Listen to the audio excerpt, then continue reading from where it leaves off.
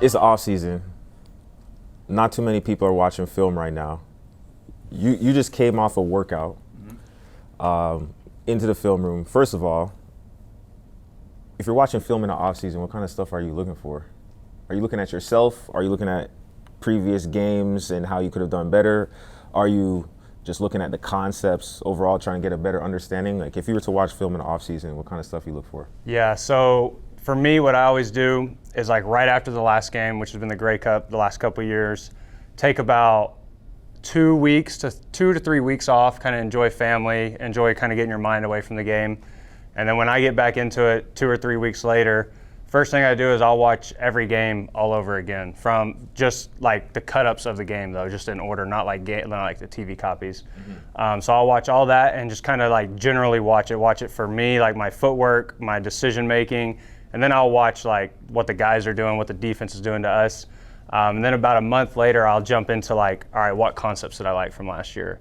All right, it was 2nd and 8 on this one play, and we had this called. I didn't really like it. Why didn't I like it? So I'll like dive back into things like that, because like the season is so short up here that you don't have time to really reflect on stuff like that during the season. Right. So like the off season, that's what that's for. And then like right now, I'm at the point in the off season where I'm getting together with Tommy a couple times a week, and we're starting to build the playbook for this coming season. For some people who don't know, like you said, you watch a game, but you'll watch cut-ups instead of watching the TV copy. The TV copy is the one that's produced. It's got the score overlaid. It's got replays and all that kind of stuff.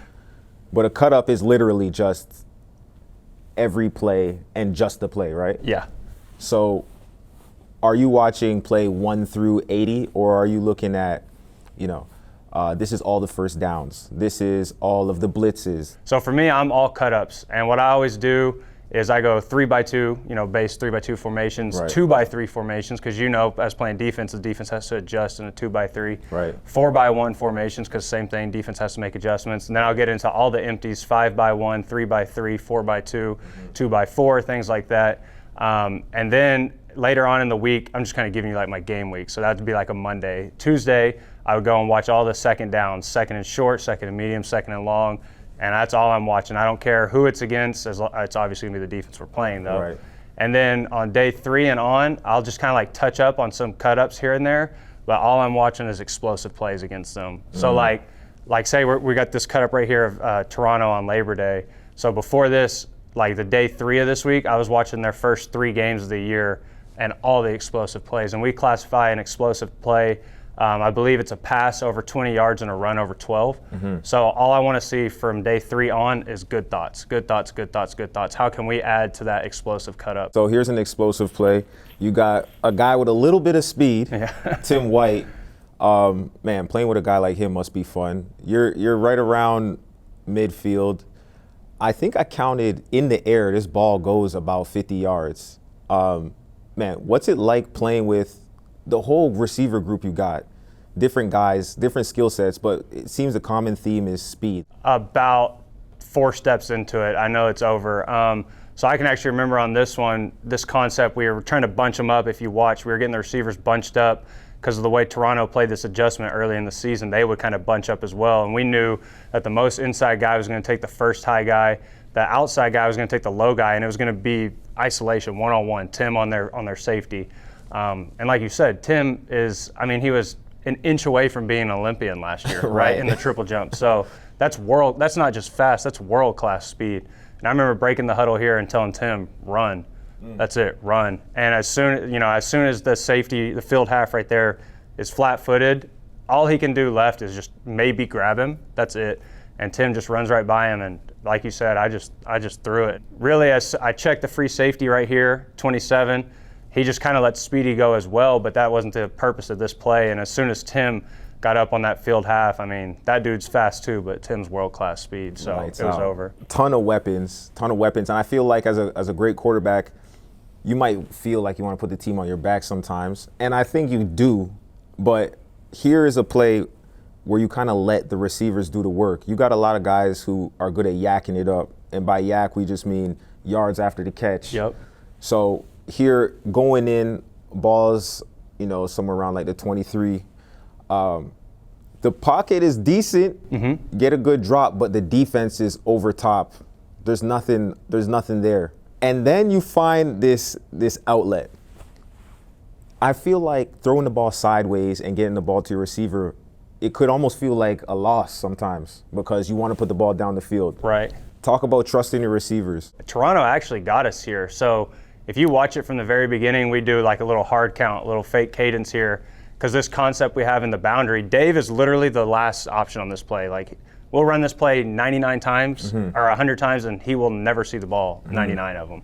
So we check the play here. We want a zone concept in the boundary, and it looks like they're going to give it to us, and then they get us, right? They get paid too, so they give us more of like a combo type man defense. So this play is not very good. You can see Steve, it'd be a tough throw right there. So I'm thinking we're in the red zone. I got to make them defend me too, exactly like you said. So I'm stepping up in the pocket with every intention of just running and trying to go get a couple yards, and second down, we'll see what we can call on second down. As I'm doing that, you know, Dave is a ball player too. I mean, he's a coach's son. He knows when to extend the play as well. And he just kind of keeps his route alive, and he's obviously wide open. And like you said, throwing it lateral is always like, never really feel good about it, but I mean, look at all the space. It's just him and that guy on that hash to the sideline. And like you said, Dave's a playmaker, and he made that dude pay for talking a little bit of smack, and that's always good. And I was just so proud of Dave on this one, because I mean, this is his first CFL touchdown. The cooler thing on this is like right where he scored, that section is where his mom and his brother were sitting. That's why he like pointed up. So That's it was crazy. Like we all went crazy, and we all knew it. It was just a special moment, and I mean, that's why I love this game, dude. Yeah. Just little things like that. That play is going to go down in the history books for him, especially. On this play here, I mean, Braylon's at the top of the screen right now, I believe at the second receiver spot. Runs up the hash towards the out. And this ball is out like way before you even, I don't know, to me it looks like way before you even know where he's going to be to throw it. Right. And he's running towards the sideline in between these two defenders, a high defender and a low defender, but you put it in a spot where, you know, it's almost like safe for him to catch it. Right. Do you think about protecting your guys from running out of bounds or running into defenders and things like that? I can literally count on one hand how many times, I'm not going to wood before I say it, but how many times I've, you know, strung a guy out and just got him smoked. And one of them was my best friend in college. I extended him out and he got a concussion from it. And ever since then, I try to take care of those receivers, man, because they take care of me. They take care of the team so well.